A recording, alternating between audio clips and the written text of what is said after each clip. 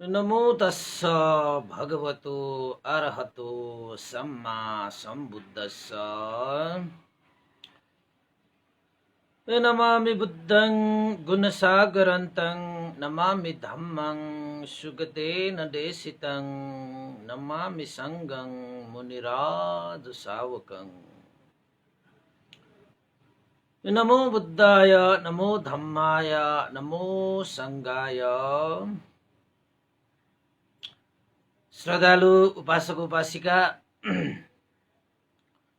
सधर्म प्रेमी महानुभावहरू, देश विदेशबाट यस दैनिक फेसबुक लाइभ धर्म देशनामा जोडिरहनुहुने, धर्म देशनालाई सुनिरहनुहुने सम्पूर्ण श्रद्धावन्त उपासक उपासिका तथा सधर्म प्रेमी महानुभावहरूलाई सदाझैँ आज मिति 2077 मङ्सिर 14 गते आइतबारको दिन बिहान 9 बजे सदाझैँ म भिक्षु विमलो श्री सिद्धिमङ्गल बुद्ध विहार सिद्धिपुर साना गाउँ थसी महालक्ष्मी नगरपालिका वडा नम्बर 6 बुद्ध मार्गबाट सदाझैँ मैत्रीपूर्ण स्वागत टक्र्याउन चाहन्छु। आजको 251औं भाग बुद्ध जीवनी 15औं भागमा सम्पूर्ण उपासक उपासिकाहरूलाई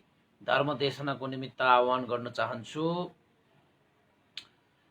त उपासक उपासिका तथा सधर्म प्रेमी महानुभावहरू, हिजो मात्रै हामीले 250औं भाग हामीले 250 वर्ष हैन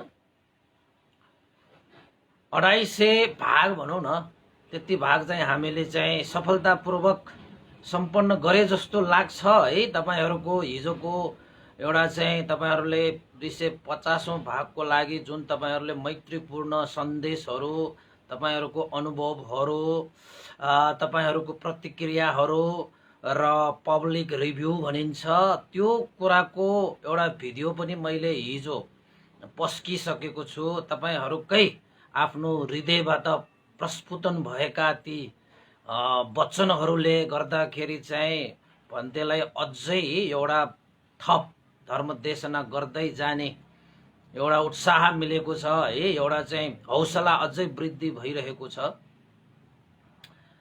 त हुन त हामी अब समय मिलेसम्म धर्म देशनालाई कहिले रोकिँदैनौँ पनि, गर्दै जाने नै छौँ। हेरौँ अब कतिसम्म गइन्छ त्यो त अब समयले भनिहाल्छ। तैपनि हाम्रो उद्देश्य लक्ष्य भनेको चाहिँ निरन्तर यो धर्म देशना गर्दै जाने हो। र संसारभरि यो कोरोनाको कहरले गर्दाखेरि अब त्रासादी वातावरण भइरहेको समयमा धर्म देशना सुनेर केही हदसम्म भए पनि मनलाई शान्त बनाउन सक्ने अवस्था मिलोस् हैन।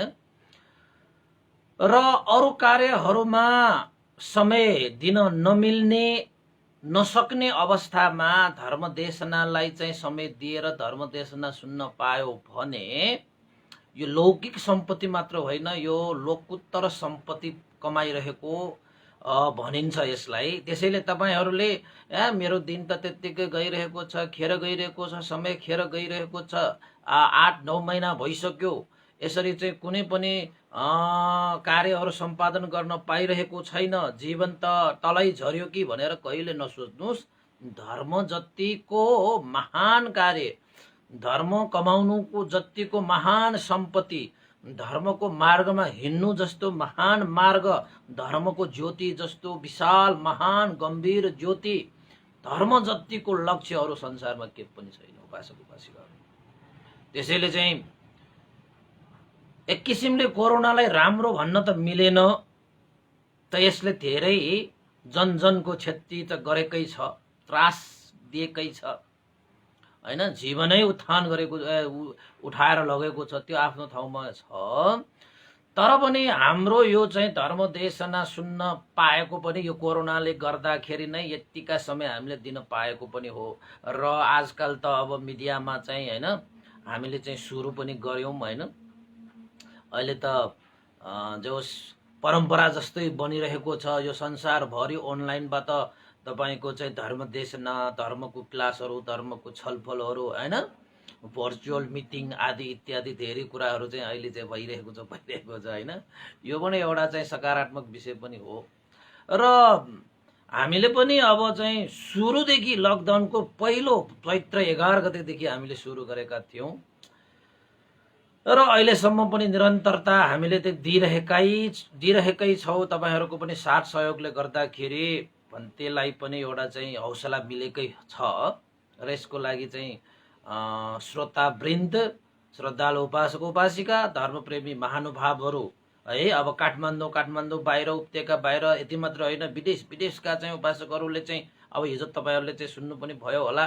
यद्यपि धेरै उपासकहरू छन् विदेशबाट पनि होइन, धेरै उपासकहरूले फोन गर्नुहुन्छ, मेसेज गर्नुहुन्छ, तर उहाँहरूको चाहिँ अब भिडियो त अब उहाँहरूले चाहिँ अब बनाउन सक्नु भएन। त्यो आदि इत्यादि कुरा छ। अब काठमाडौँ यो चाहिँ अब चाहिँ तपाईँको भक्तपुर, त्यस्तै गरी तपाईँको चाहिँ पोखरा, तानसेन, पाल्पाल, लुम्बिनी, बुटवल होइन, सारा चिजहरूबाट पनि त्यसरी चाहिँ आएको तपाईँहरूले सुन्नुभयो होला। प्रतिक्रियाहरू तपाईँहरूले चाहिँ भिडियो बनाउन नसक्दाखेरि पनि तपाईँहरूले चाहिँ म्यासेज चाहिँ तल चाहिँ कमेन्ट गर्न सक्नुहुन्छ।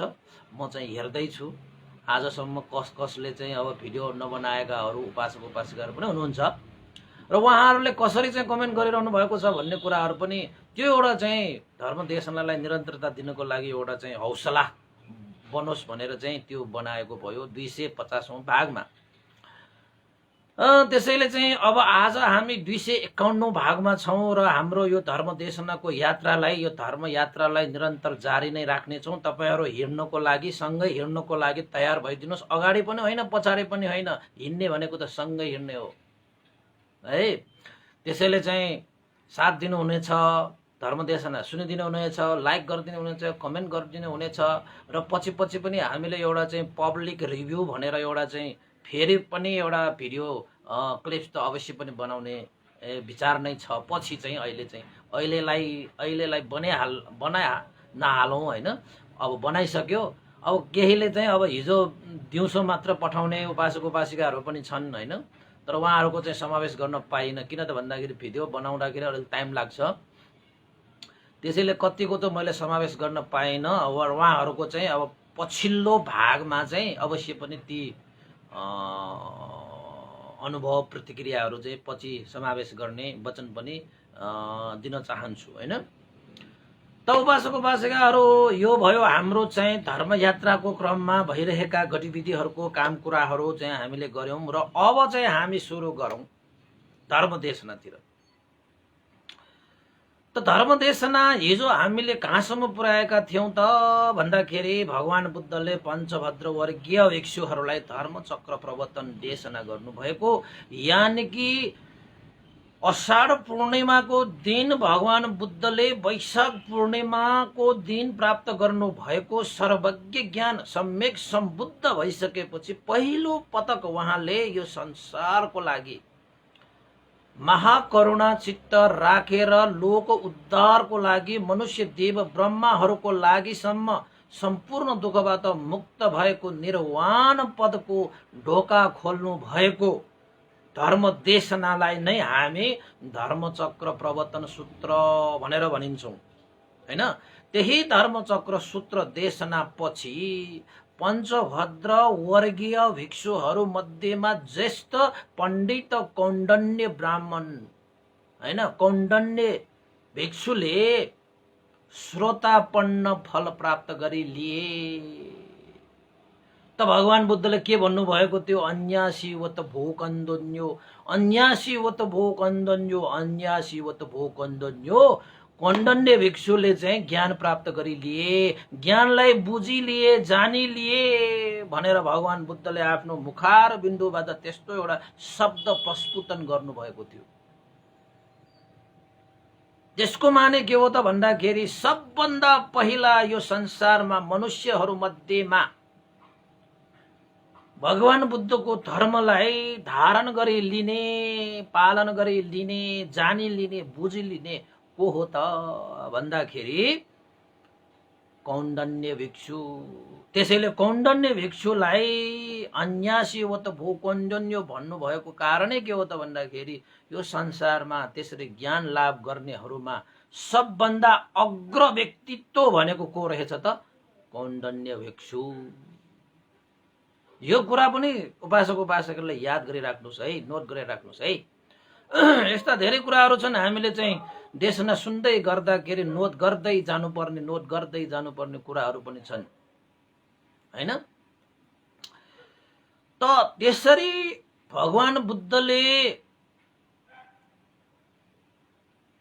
त्यसरी धर्म देशना गरिसकेपछि देवताहरू ब्रह्माहरू मात्र 18 करोड भने 18 करोड, देवताहरू त असंख्य भने धर्म देशनाहरू सुन्ने।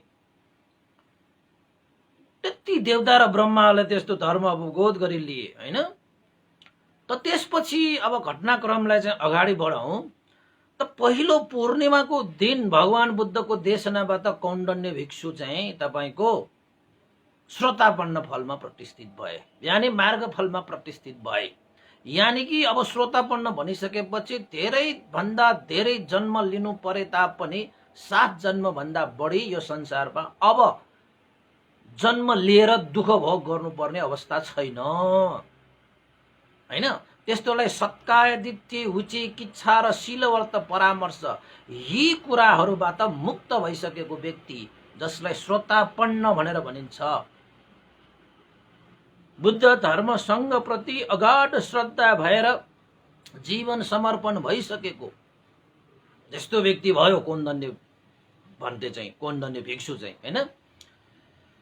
त्यसपछि कौण्डन्य भिक्षुले भगवान बुद्धसँग उपसम्पदा दीक्षा प्रार्थना गरे। उपसम्पदा दीक्षा भनेको चाहिँ भिक्षुत्व ग्रहण गर्ने भाव प्रकट गरे। ओहो, यस्तो धर्मलाई मैले बोध गरी लिए, यस्तो शुद्ध परिशुद्ध धर्मलाई ग्रहण गरी लिइसकेपछि अब म बुद्धको शरणमा गएर उहाँको भिक्षुत्व भाव ग्रहण गर्नेछु भनेर चाहिँ भगवान बुद्धलाई याचना गर्नु हुँदाखेरि भगवान बुद्धले यही भिक्षु भनेर चाहिँ दायाँ हात पसारेर यही भिक्षु भनेर चाहिँ भगवान बुद्धले चाहिँ शब्द प्रस्फुटन गर्ने बित्तिकै त्यो कौण्डन्य त्यो त्यति बेला त ऋषि थियो, त्यति बेला त अब तपस्वी थियो हैन।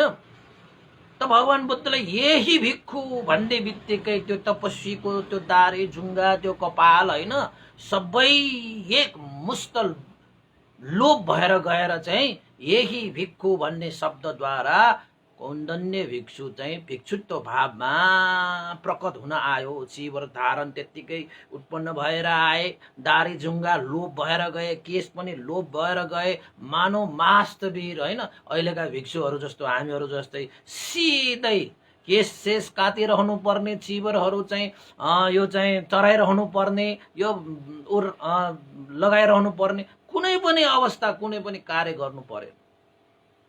त भगवान बुद्धले यही भिक्षु भन्ने बित्तिकै त्यो कौण्डन्य भिक्षु चाहिँ उपसम्पदा भए, भिक्षु भए, एकैचोटि मास्तवीर जस्तो सामान्य प्रकट भए।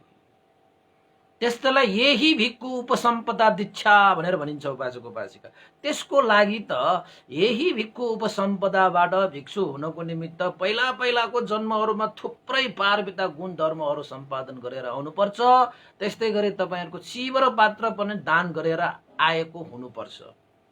यही विभिन्न कुशल कर्मको अनुभवले भगवान बुद्धको समयमा भगवान बुद्धको यही भिक्षु भन्ने शब्दद्वारा उपसम्पदा दीक्षा प्राप्त हुन्छ भने त्यस्ता भिक्षुहरूलाई यही भिक्षु उपसम्पदा प्राप्त भिक्षु भनेर भनिन्छ हैन। अब त्यसको लागि त त्यो कौण्डन्य त्यो भिक्षुले त 1 लाख कल्पसम्म पारमिता पूरा गरेर आएको पनि भनिन्छ र बुद्ध शासनमा त्यसरी चिवर पात्र पनि दान गरेर आएका व्यक्ति पनि भनिन्छ। हो, यस्तो एउटा चाहिँ पारमिता गुण धर्म र पुण्य कुशल कर्मको अनुभवले भगवान बुद्धको यही भिक्षु भन्ने शब्दद्वारा उपसम्पदा प्राप्त भएको। स्वात्तै परिवर्तन हुन्छ के, ऋषिबाट स्वात्तै भिक्षु हुन्छ के। ऋषिहरूको त के हुन्छ, दारी जुङ्गा कपाल हैन, अर्कै वस्त्र हुन्छ। यो चाहिँ अरन्तहरूको वस्त्र त हुँदैन। त पारमिता गुण धर्म भएको त्यो कौण्डन्य भिक्षुले चाहिँ यही भिक्षुद्वारा उपसम्पदा दीक्षा प्राप्त गरे उपासक उपासिका। त त्यसपछि देवताहरूले चाहिँ साधुकार दिए।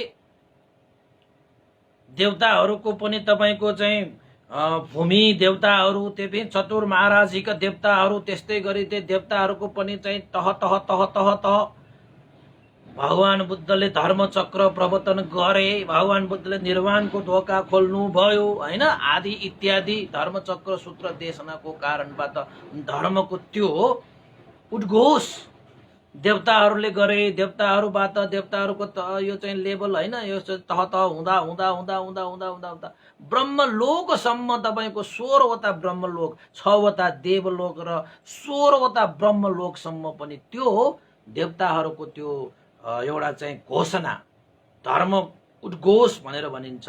भगवान बुद्धले धर्मचक्र प्रवर्तन गर्नुभयो, निर्वाणको ढोका खोल्यो, सम्पूर्ण दुःखबाट मुक्त हुने मार्ग प्रशस्त भयो भनेर सबै देवताहरू ब्रह्माहरू चाहिँ उत्साहित भएर, अब उनीहरूले त सुनिरहेको भयो नि त होइन, त्यही भएर चाहिँ एउटा देवताबाट साधुकार दिइसकेपछि भगवान बुद्ध त्यो धर्मचक्र प्रवर्तन सूत्र चाहिँ अब समाप्त भइसकेपछि, पूर्ण रूपमा त्यो धर्मचक्रको समापन भइसकेपछि देवताहरूले साधुकार दिएको के त्यसलाई अनुमोदन गरेको भनिन्छ।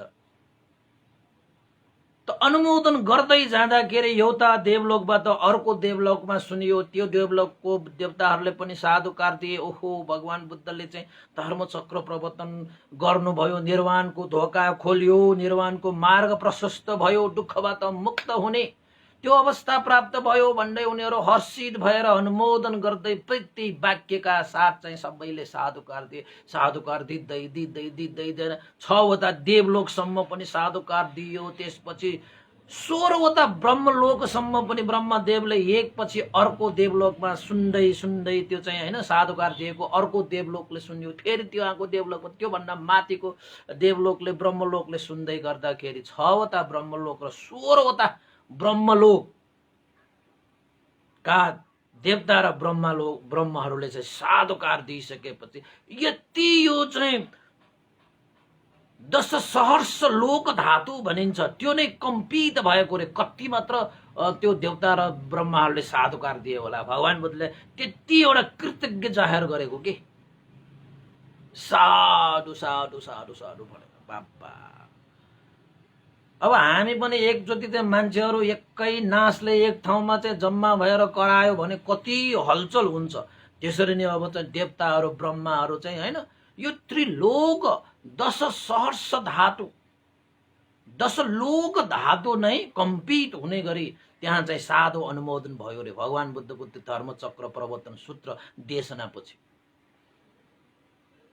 कस्तो छेन होला, कति ठुलो त्यो आवाज होला, यो के भन्छ यो चाहिँ चट्याङ पर्दाखेरि त्यो बाँडल होइन गज्रिन्छ नि त्यो भन्दा पनि विशाल टाढा डुरुरु भनेको होइन कि साधु साधु साधु भनिसकेपछि है यसरी चाहिँ भयो भन्ने चाहिँ उल्लेखित पनि पाइन्छ उपासक उपासिकाहरू धर्मचक्र प्रवर्तन सूत्रपछि। यसमा चाहिँ चतुरार्य सत्य र आर्य अष्टाङ्गिक मार्गका कुराहरू होइन विभिन्न चाहिँ द्वैमे भिक्षवे भनेर चाहिँ भिक्षुहरूलाई चाहिँ दुईटा मार्गलाई अन्त गर्नुपर्ने, दुईटा मार्गलाई त्याग गर्नुपर्ने, अति मार्ग र अति मार्ग दुईटा छन्, एउटा शिथिल भइदिने एउटा चाहिँ अति भइदिने, यस्ता मार्गलाई त्याग्नु पर्ने विषयमा धर्मदेशना गर्नुभएको।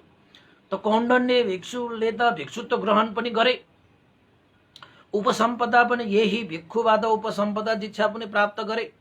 त्यसपछि उपासक उपासिकाहरू भोलिको दिन यानी कि हाम्रो हिसाबबाट पूर्णिमाको भोलिको दिन भएपछि त पारो हुन्छ नि त होइन।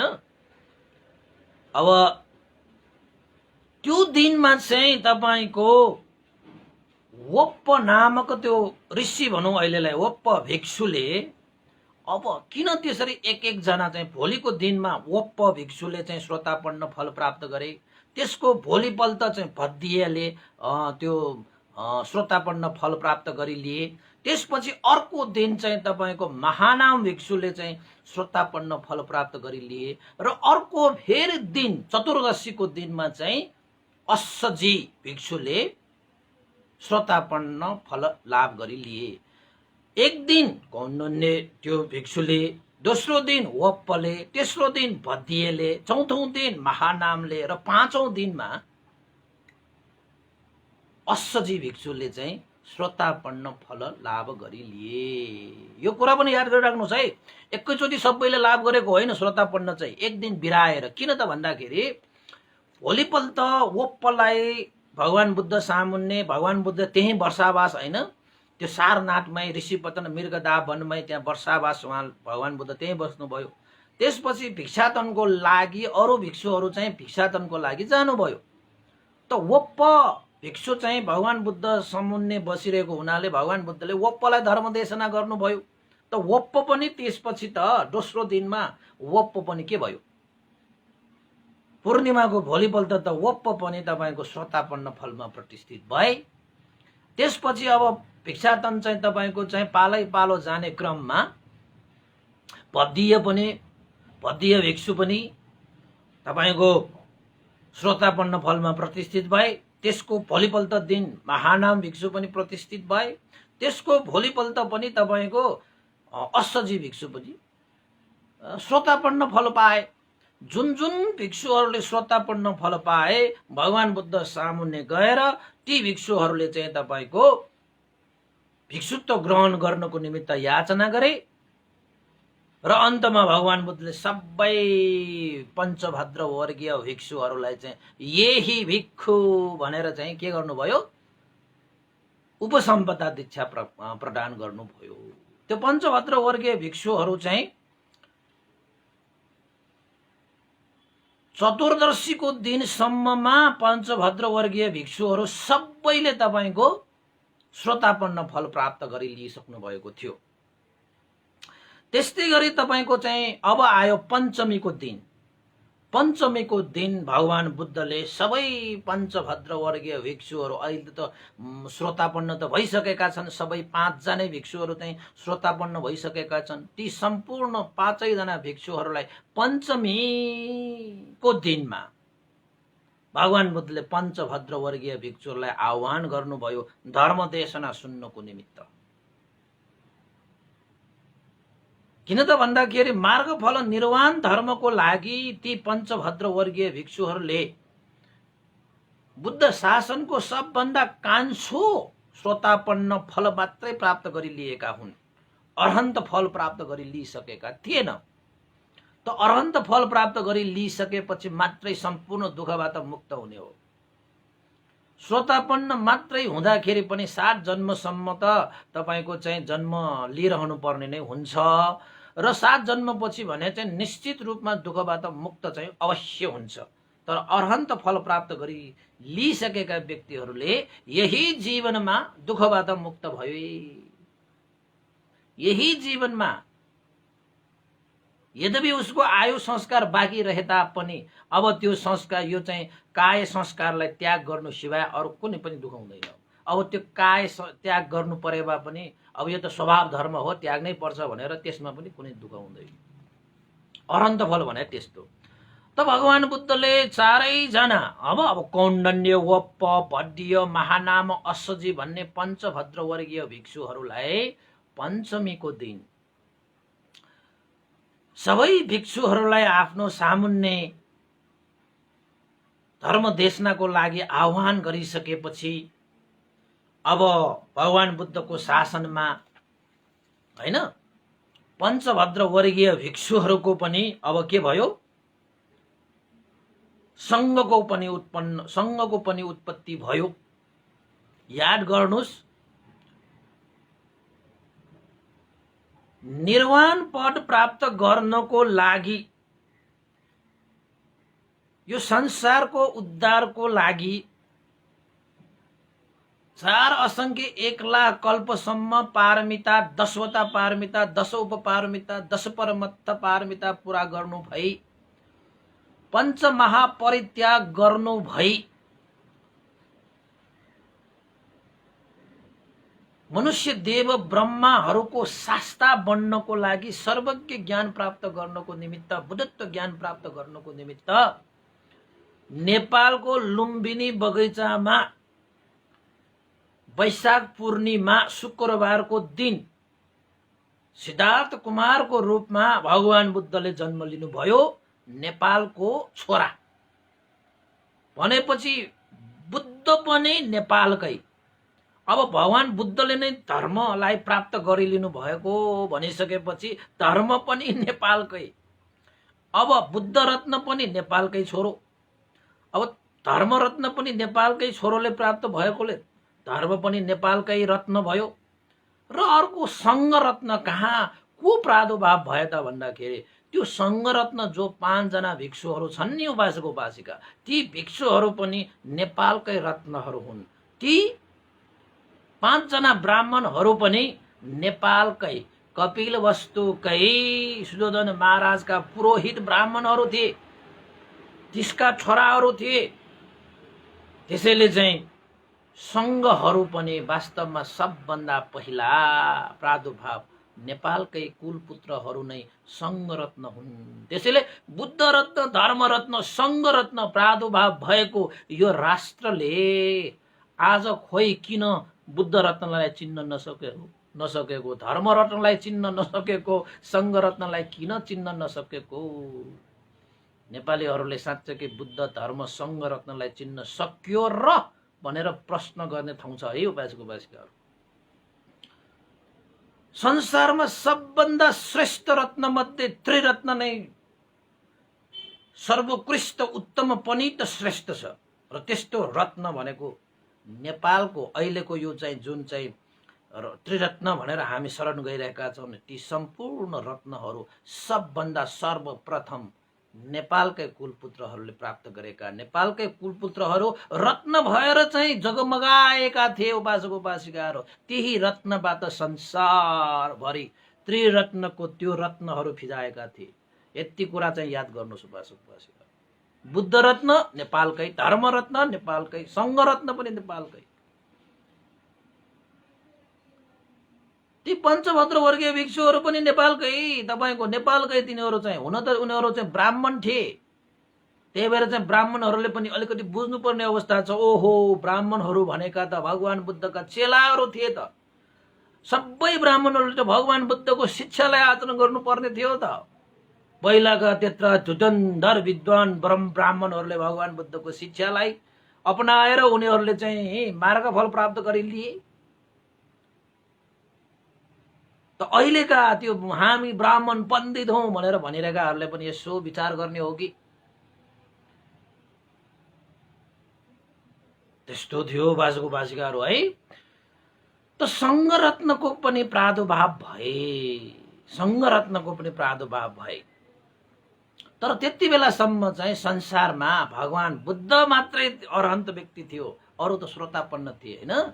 त्यसपछि भगवान बुद्धले यी पञ्चभद्र वर्गीय भिक्षुहरूलाई पनि अरहन्त फल प्राप्त गराउनको निमित्त उनीहरूसँग त्यो क्षमता छ जसले अरहन्त फल प्राप्त गर्न सक्ने पुण्य पारमिता सम्पादन गरेर आएका यी भिक्षुहरूलाई अब निर्वाण पद प्राप्त गर्ने देशना होइन, थप देशना गर्नु पर्यो भनेर पञ्चमीको दिन, कुन दिन? पञ्चमीको दिन भगवान बुद्धले पञ्चभद्र वर्गीय भिक्षुहरूलाई आह्वान गरेर अनात्म लक्षण सूत्र देशना गर्नुभयो। के सूत्र देशना गर्नुभयो? अनात्मा, अनत्त लक्षण सूत्र भनेर भनिन्छ पाली भाषाबाट। नेपाली भाषाबाट भन्ने हो भने अनात्म लक्षण सूत्र, अनात्म लक्षण सूत्र देशना।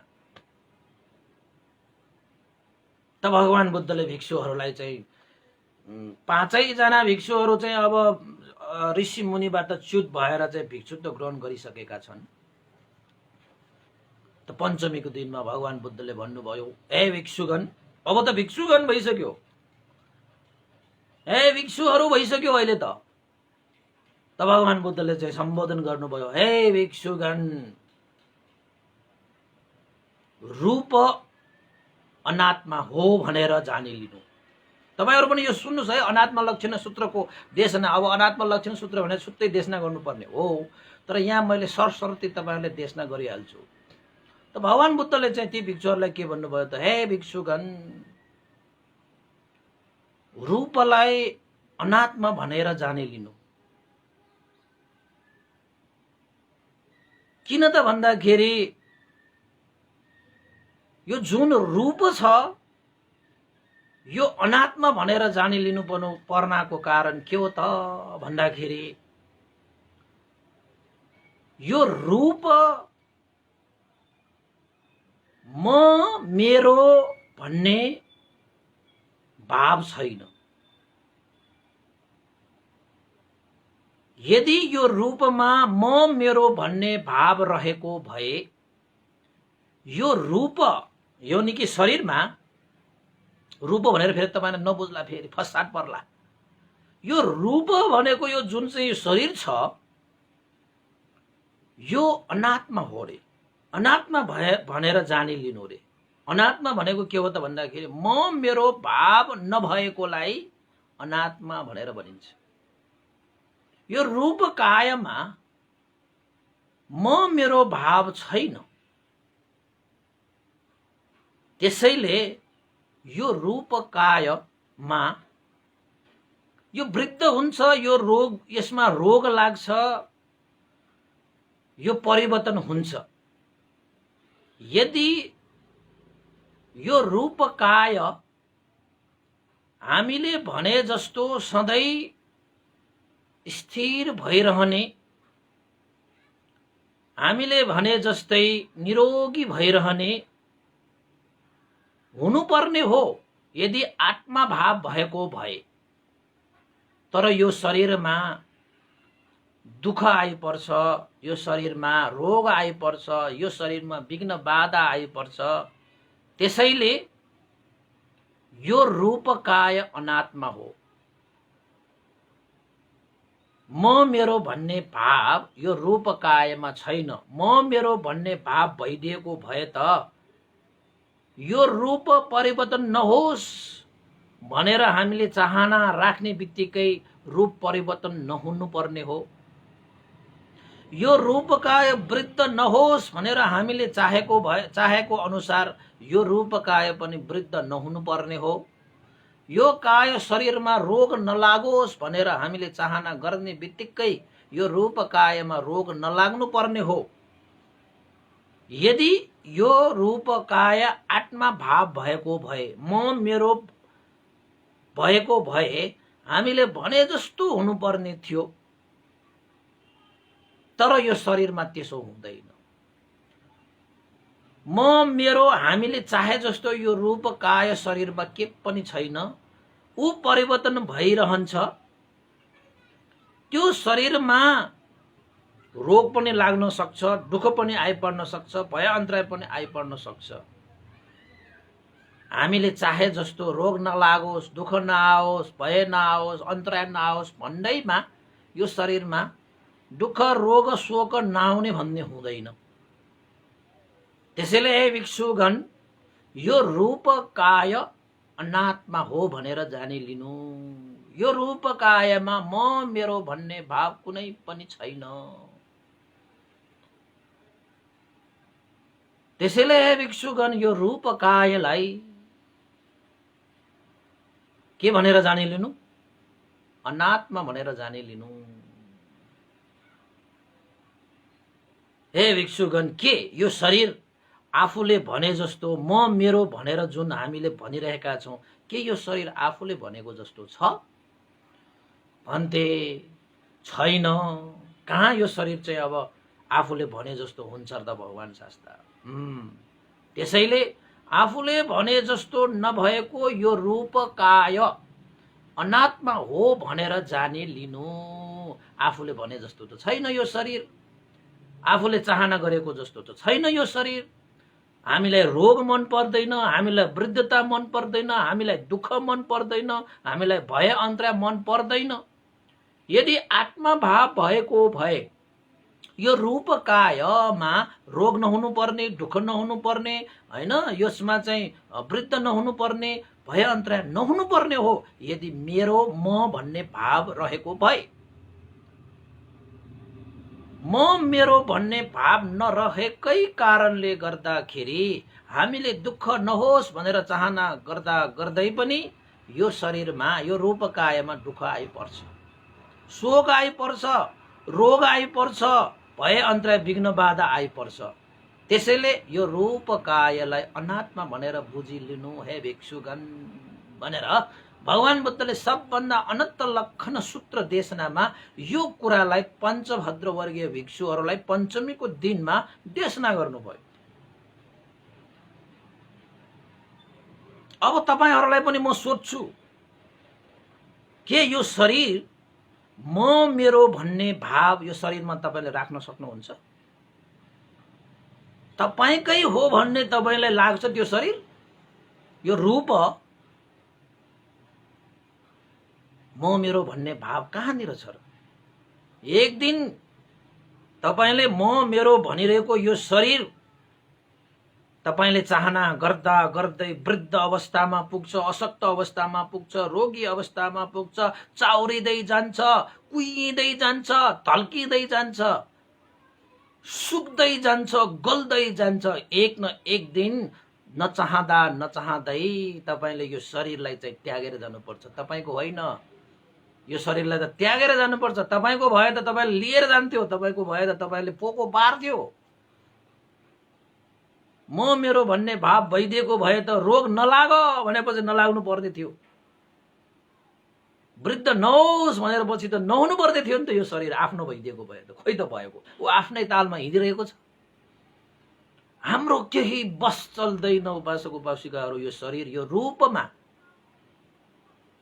म मेरो भन्ने भाव छैन, हाम्रो कुनै बस चल्दैन, हाम्रो चाहना इच्छा कुनै पनि चल्दैन। यो शरीर निरन्तर रूपमा आफ्नै स्वभाव धर्ममा अघि बढिरहेकै छ, अघि बढिरहेकै छ। हामी मात्र अज्ञानी।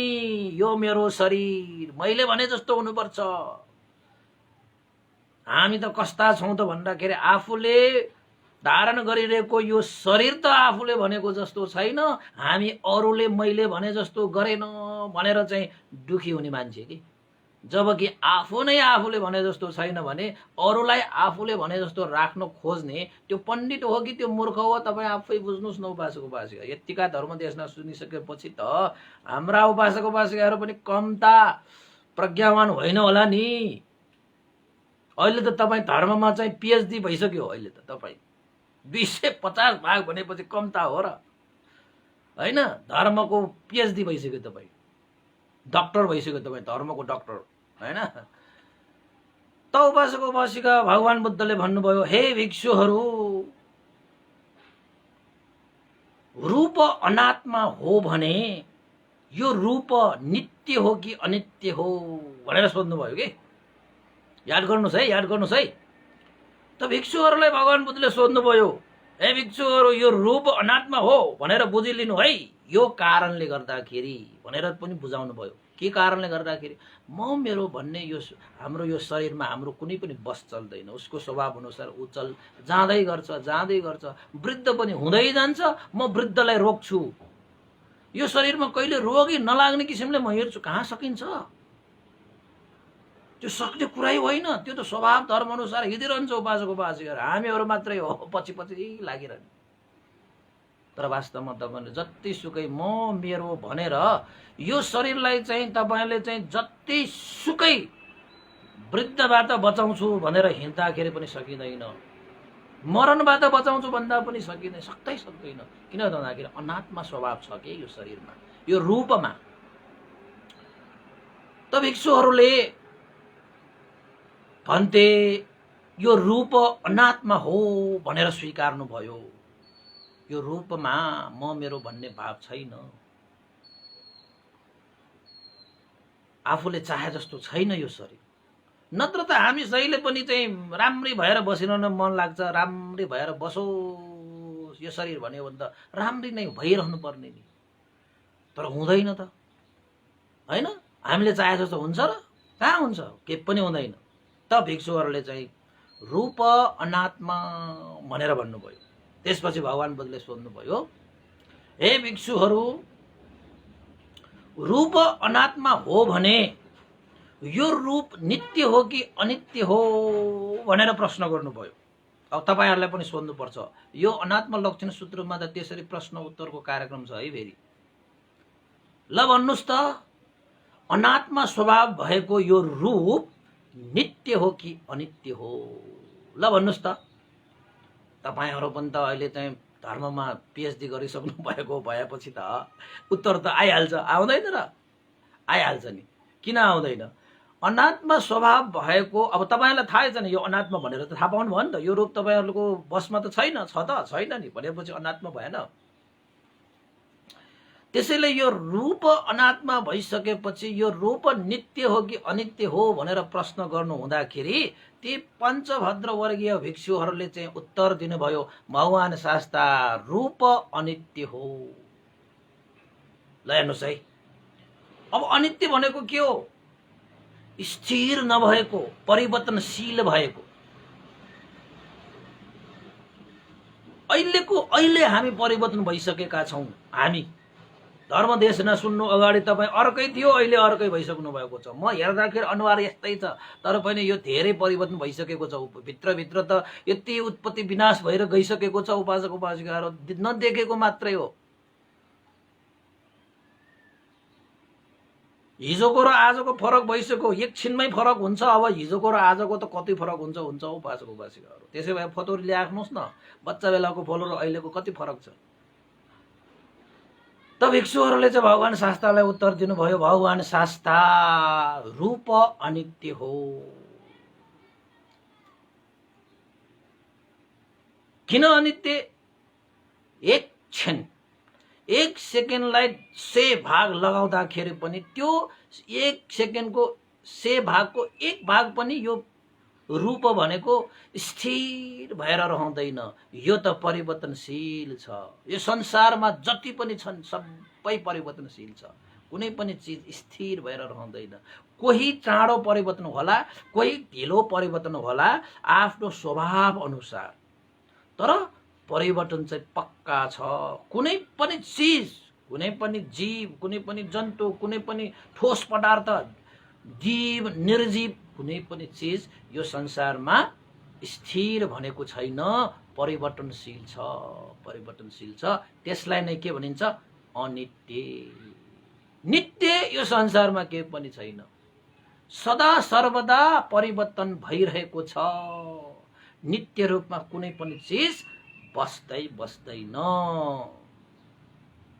हिजो भन्दा आज, आज भन्दा भोलि, भोलि भन्दा पर्सि, यो वर्ष भन्दा अर्को वर्ष, अर्को वर्ष भन्दा अर्को वर्ष, परिवर्तन यति बेटोडले परिवर्तन भइरहेको छ कि हामीले चाल नपाएको मात्र हो। यो उपासिकाहरू कुनै पनि चीज हामीले चाहिँ हाम्रा बाजे बराजुहरूले देखेर आएका यो हिमाल, यो पहाडहरू पनि एक न एक दिन ती पहाडहरू पनि अनित्य स्वभाव उनीहरूले पनि ग्रहण गर्ने नै छ। उपासक उपासिकाहरू ढिलो चाँडो मात्रै हो। उपासक उपासिकाहरू त्यसैले चाहिँ यो संसारमा आफूलाई मन पर्यो भनेर स्थिर राख्न सक्ने कुनै पनि चीज छैन।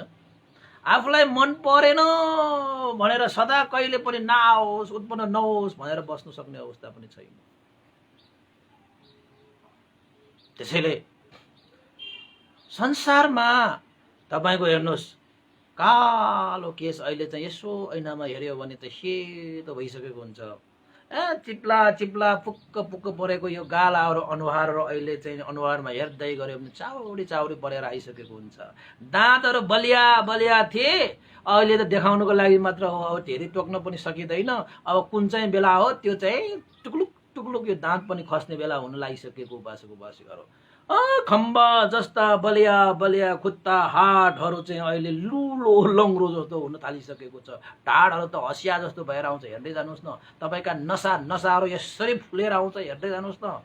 त्यसैले यो रूप भनेको अनित्य हो, यो परिवर्तन भइरहन्छ। यो रूपको यात्रा भनेको जीर्णतामा र मृत लासको यात्रा गरिरहेको छ यो शरीरले। त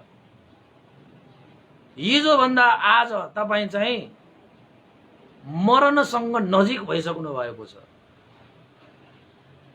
अब अघि धर्म देशना सुन्नु र अहिले सुनिरहँदाखेरि पनि तपाईँ लास हैन मृत्युसँग नजिक हुँदै जानु भएको छ के। तपाईँ जहिले पनि तपाईँको यो समय अडिक रहँदैन, त्यहीको त्यही कहाँ बसिरहन्छ त यो समय, बस्दैन उपासक उपासिकाहरू।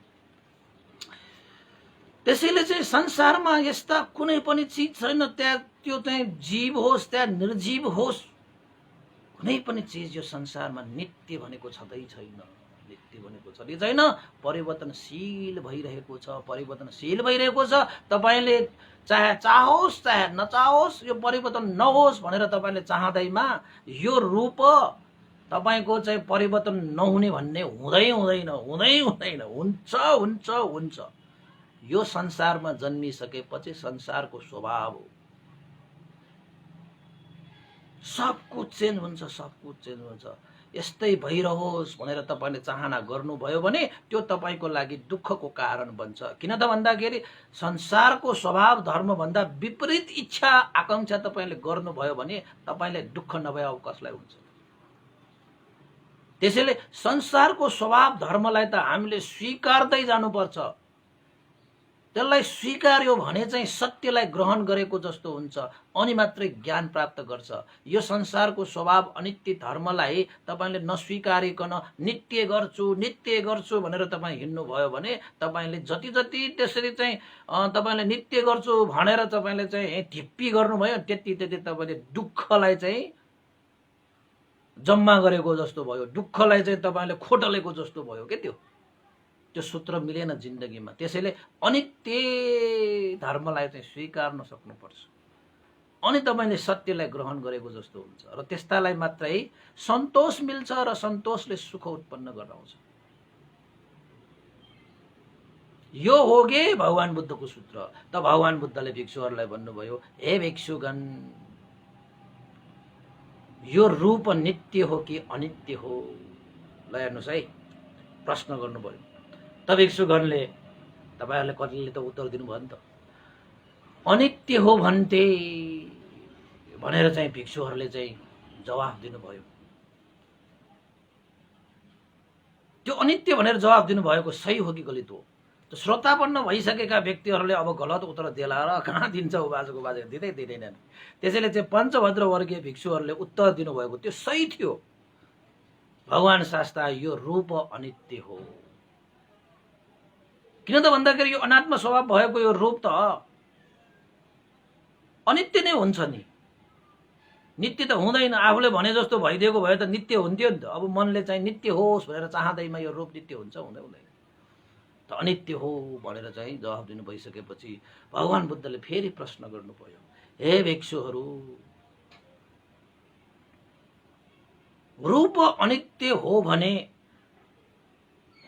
अनित्य स्वभाव सुख हो कि दुःख हो भनेर चाहिँ सोध्नुभयो।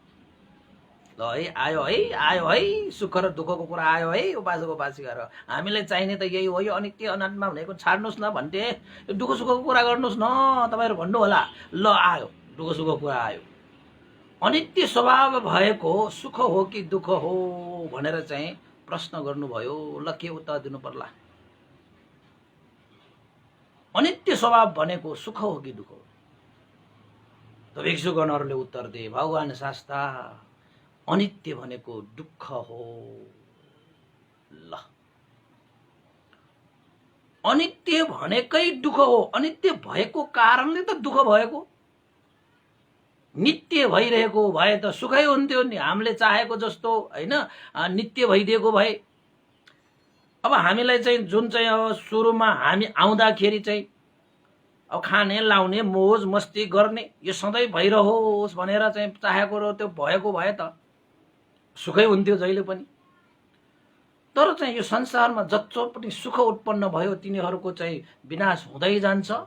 उदय भएकाहरू बेलय भएरै जान्छ, उत्पन्न भएकाहरू विनाश भएरै जान्छ, जन्मेकाहरू मरण भएर जानै पर्छ। यो संसारमा उत्पन्न भएको चिज सबै के भएर जानुपर्छ? विनाश भएर जानै पर्छ। त्यसैले दुःख भएको, त्यत्तिकै दुःख भएको होइन यो संसार। अनित्य भएकै कारणले गर्दाखेरि दुःख भएको। त्यसैले यो रूप भनेको चाहिँ अनित्य हो भने अब अनित्य स्वभाव भएको यो रूप के भयो त? दुःख हो।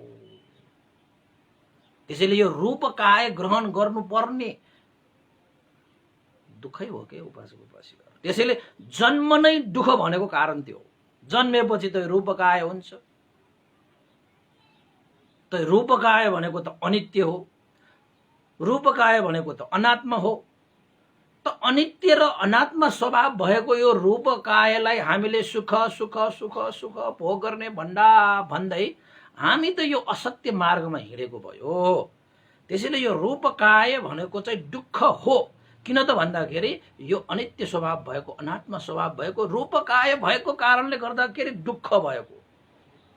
नित्य र आत्मा स्वभाव भएको भए त यो रूप काय त हामीले भने जस्तो हुन्थ्यो, परिवर्तन पनि हुँदैन।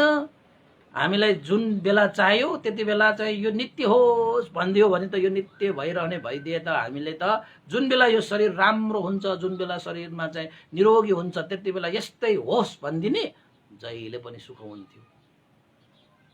तर त्यसो त हुँदैन। तपाईको यो शरीर त परिवर्तन भइरहन्छ, हामीले चाहे जस्तो हाम्रो बसमा छैन त।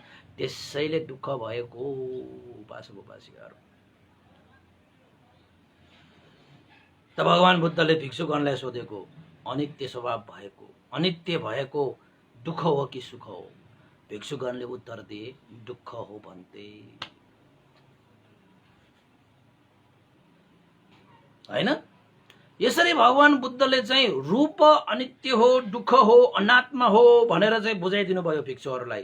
त्यस्तै गरी वेदना, संस्कार, हैन, रूप, वेदना, संस्कार, संज्ञा र हैन विज्ञान, यो पञ्चस्कन्ध जुन छ, जसरी यो रूप अनित्य छ, अनात्मा छ, दुःख छ, त्यसरी गरी वेदना, यो शरीरमा उत्पन्न हुने वेदना, बाहिरी वेदना, भित्री वेदना, सबै सुख वेदना, दुःख वेदना, न सुख न दुःख वेदना सबै चाहिँ अनित्य हुन्, दुःख हुन्, अनात्मा हुन्। यो त्रिलक्षण स्वभावले युक्त भएको यो जीवन, यो चाहिँ वेदना। त्यसैले रूप मात्रै अनित्य दुःख अनात्मा होइन, वेदना पनि अनित्य दुःख अनात्मा हो। त्यस्तै गरी रूप, वेदना, संज्ञा, जुन हामीले संज्ञा दिन्छौँ नि, नाम दिन्छौँ नि, चिन्छौँ नि, यो फलाना यो देशका भनेर बिस्तारै त्यो पनि परिवर्तन हुन्छ। संज्ञा पनि अनित्य हो, दुःख हो, अनात्मा हो। संस्कार पनि दुःख हो र अनित्य पनि छ, र अनात्मा पनि छ। र विज्ञान, यो चित्त, यो मन, त्यो पनि अनित्य हो, दुःख हो, अनात्मा। कुनै पनि चिज हामीले जीवन धारण गरिसकेपछि प्राप्त हुने यो पञ्चस्कन्ध भनेको के हो त भन्दाखेरि रूप, वेदना, संज्ञा, संस्कार र विज्ञान भन्ने यो पाँचवटा स्कन्धलाई पञ्चस्कन्ध भनिन्छ। यो पाँचवटा स्कन्धले यो शरीर, यो जीवन बनेको हुन्छ। यो पाँचवटा स्कन्धलाई, पञ्चस्कन्धलाई नाम र रूपमा विभाजन गरिएको छ। यो नाम र रूप पनि अनित्य, दुःख, अनात्मा। कुनै पनि चिज नित्य छैन, कुनै पनि चिज आत्मभाव छैन, कुनै पनि चिज सुख भनेर हामीले लिन पाउने, लिन हुने कुनै पनि चिज छँदै छैन यो पञ्चस्कन्धमा। हे भिक्षुहरू, रूप अनात्मा, रूप अनित्य, रूप दुःख हो भने वेदना, संज्ञा, संस्कार र विज्ञान पनि अनित्य, दुःख, अनात्मा नै हो। अनित्य, दुःख, अनात्मा नै हो। कुनै पनि चिज नित्य छैन, कुनै पनि चिज सुख छैन, कुनै पनि चिज आत्मा अट्टभाव छैन। त भिक्षुहरूले सुन्दै गरिरहेको छ, सुन्दै गरिरहेको छ। कमसे कम तपाईहरुलाई चाहिँ यो अनित्य, दुःख, अनात्मा बुझाउनको निमित्त यो रूपको सहारा लिनुभयो भगवान बुद्धले। किन त भन्दाखेरि हामीले जुन यो धारण गरिरहेको जुन यो रूप छ नि, तपाई आफैले भोगिरहनु भएको छ नि त। यो रूपमा अनित्य, दुःख, अनात्मा स्वभाव त तपाईले आफैले अनुभव गरिरहनु भएको कारणले भगवान बुद्धले आफैले अनुभव गरिरहेको विषयलाई सबभन्दा पहिला बुझायो भने त मजाले ठ्वाक्कै बुझ्छ नि त। ल तपाईको शरीर चाहिँ नित्य छ कि अनित्य छ तपाईले चाहिँ अनुभव गर्नुभयो कि भएन? ल भन्नुस् तपाईको शरीर दुःख हो कि सुख हो, तपाईले चाहिँ बिस्तारै अनुभव गर्नुहुन्छ। ल भन्नुस् तपाईको शरीर अनात्मा हो कि आत्मा हो। तपाईँ आफैले अनुभव गर्दै जानुभएको छ नि। हो यसरी यो रूप वेदना संज्ञा संस्कार र विज्ञान यो पञ्चस्कन्धले बनिएको यो जीवन यो नाम रूप सबका सब अनित्य दुःख अनात्म स्वभावले व्याप्त भएको छ।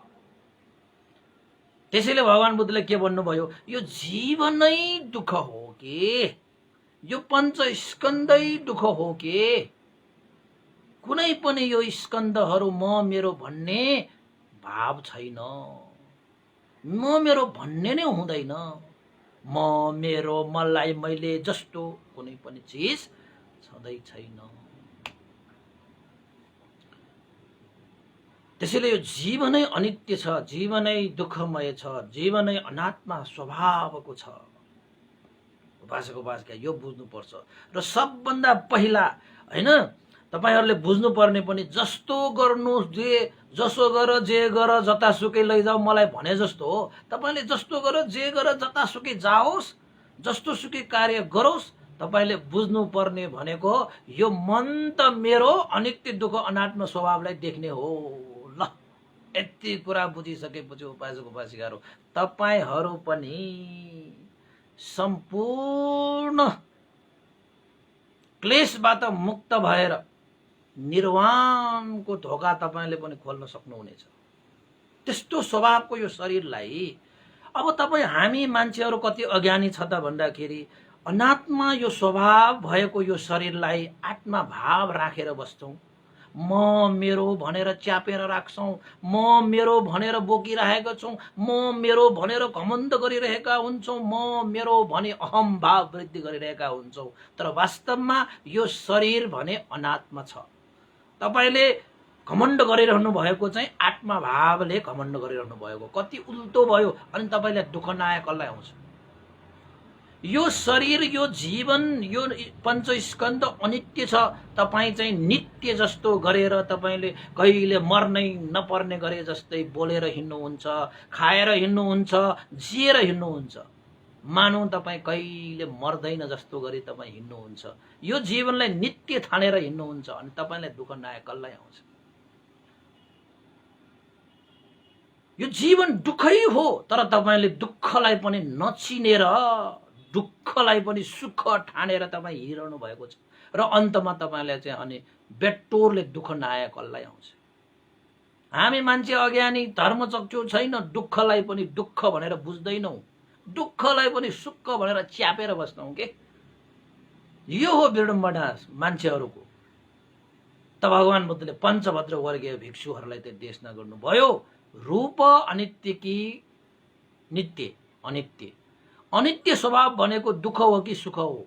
त पञ्चभद्र वर्गीय भिक्षुले त उत्तर दिए अनित्य भनेको दुःख हो रे उपासक उपासिका।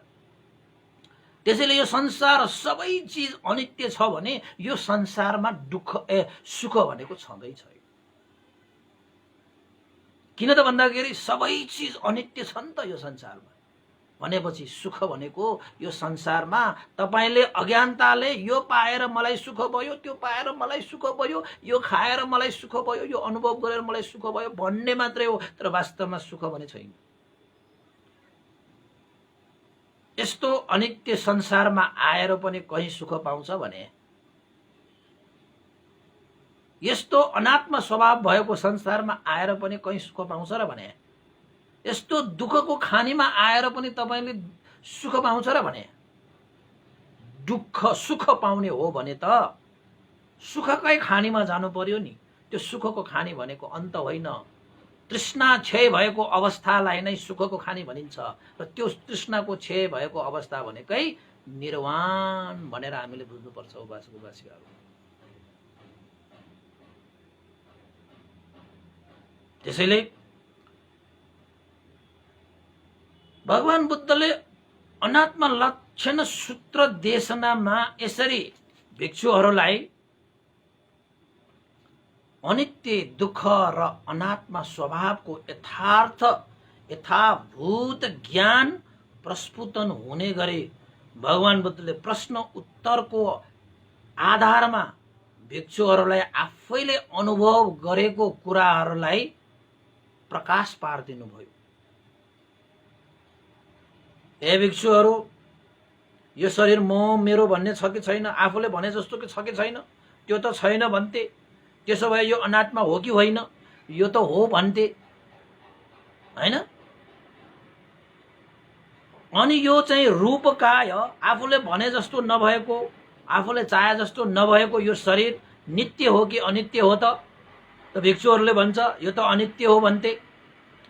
यो अनित्य भएको यो दुःख हो कि सुख हो त भिक्षुगण? भिक्षुहरूले भन्नुहुन्छ अनित्य भएको चिज त कहाँ सुख हुन सक्छ र भन्थे। ए भगवान, यो त दुःखै हो। त यो संसार दुःखमय छ, यो संसार दुःखले व्याप्त छ, यो जीवन दुःखमय छ, यो जीवन दुःखबाट व्याप्त छ भने जब ज्ञान चक्षुले बुझेर लिन्छ, जानेर लिन्छ, तब मात्रै यो संसार त्याग गर्ने, यो जीवन त्याग गर्ने वैराग्य उत्पन्न हुन्छ अरे। बुझ्नु भएको छ? तपाईलाई दुःख हुने चिजलाई तपाईले त्याग्नुहुन्छ कि हुन्न?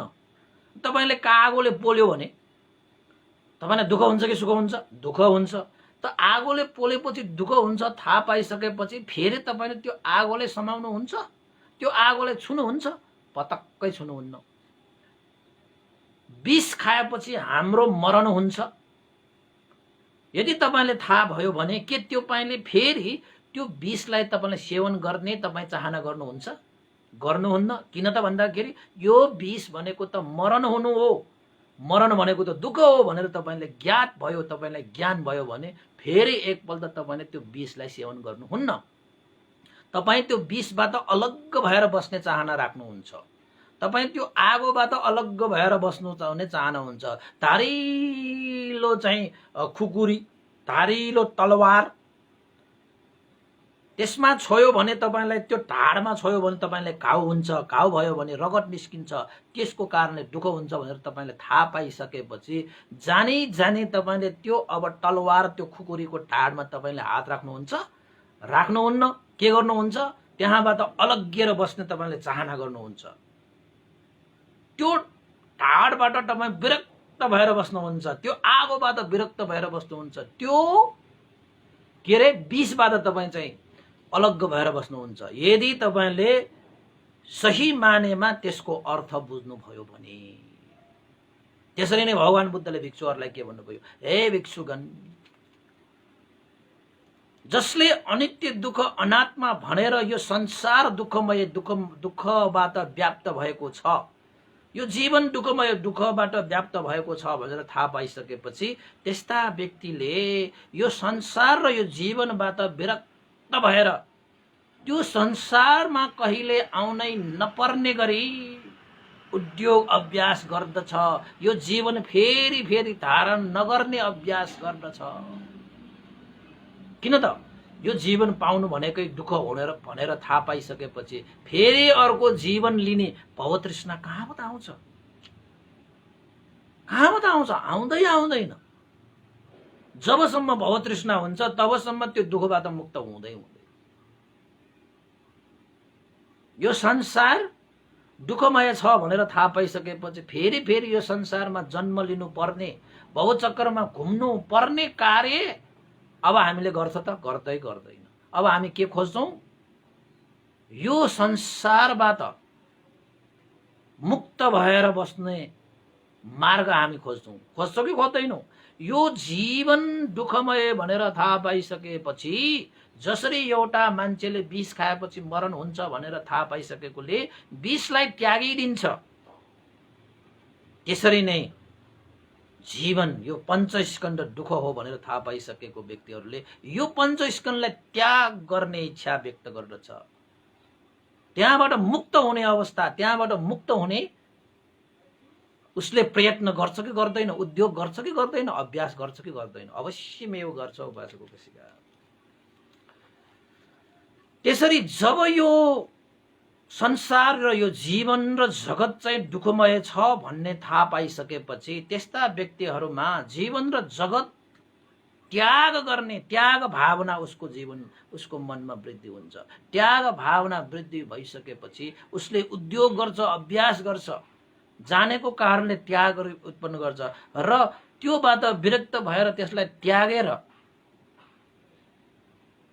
दुःखबाट मुक्त भएको अवस्थामा उसले चाहिँ अभ्यास गर्दाखेरि उसलाई त्यही अभ्यास त्यही उद्योगमा उसलाई सन्तोष मिल्छ र त्यही सन्तोषले उसलाई के पनि दिन्छ, अब सुख पनि दिन्छ। किन त भन्दाखेरि यो अनित्य दुःख अनात्म स्वभाव भएको यो जीवन र स्वभावलाई उसले नित्य सुख र आत्मा भाव उसले स्वीकार्दैन। अब यो अनित्य दुःख अनात्मा नै हो भनेर स्वीकार्छ र अनित्य दुःख अनात्मा दुःख हो भन्ने थाहा पाइसकेपछि त्यहाँबाट ऊ विरक्त भएर हिँड्नको निमित्त उसले उद्योग गर्छ, अभ्यास गर्छ र अन्ततः विमुक्ति रस विपुल सुख अनित्य दुःख अनात्म स्वभाव भन्दा पर अब उसको जीवन हुन्छ। त्यसैले हाम्रो जीवनमा वैराग्य उत्पन्न हुनु जस्तो ठूलो सुख अर्को छैन, त्याग गर्नु जस्तो ठूलो अर्को सुख छैन। उपासक यति कुरा राख्नुहोस्, सबभन्दा ठूलो सुख त्याग हो। त्यसैले यो जीवन सदाको निमित्त त्याग्न सक्नुपर्छ, यो जगतलाई सदाको निमित्त त्याग्न सक्नुपर्छ। यो जीवन र यो जगतमा जबसम्म तपाईँ भुलिरहनुहुन्छ नि, जबसम्म तपाईँ यसमा मक्ख परिरहनुहुन्छ, जबसम्म यसमा तपाईँ गुटमुटिनुहुन्छ नि, तबसम्म तपाईँ कहिले पनि दुःखबाट मुक्त हुँदैन। यो अनात्म लक्षण सूत्र त बडा गम्भीर पो छ त उपासक फेरि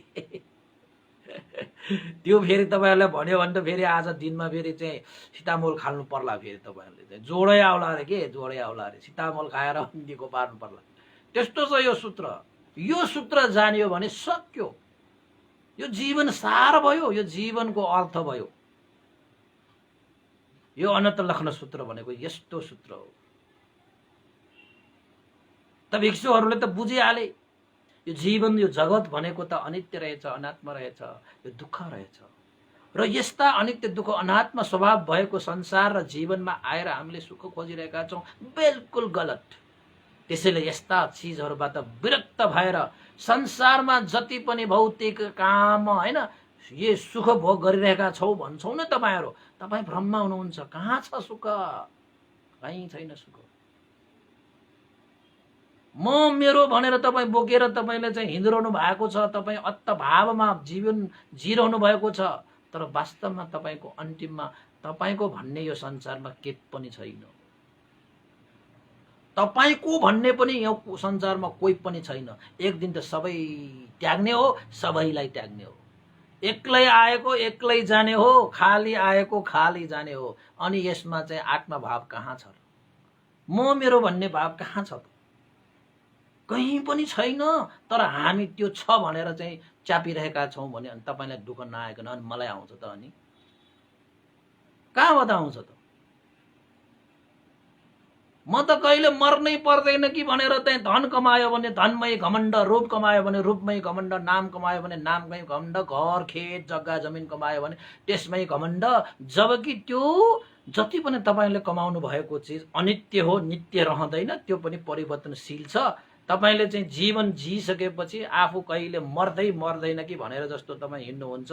एक दिन त तपाईले समय आइसकेपछि तपाईले कठालो समाएर लान्छ, आयायम्मा भन्ने समय पनि हुँदैन तपाईसँग। अनि यस्तो यो अनित्य यो जीवनलाई पनि नित्य ठानेर कहिले नमर्ने जस्तो गरी हिँड्नु, कहिले नमर्ने गरी जस्तो बोल्नु, कहिले मर्नु नपर्ने मान्छेले जस्तो व्यवहार गरेर हिँड्नु, घमण्ड गरेर हिँड्नु, अभिमान गरेर हिँड्नु, यो कहाँसम्मको उचित विषय हो त? प्रश्न आफै गर्नुस् न। अनि यस्तालाई दुःख नआएको नि तपाईलाई, त्यस्तालाई दुःख नआएको मलाई आउँछ त? अनि कहाँबाट मलाई आउँछ? तपाईलाई नै आउँछ नि, जसले गर्छ त्यसलाई आउँछ।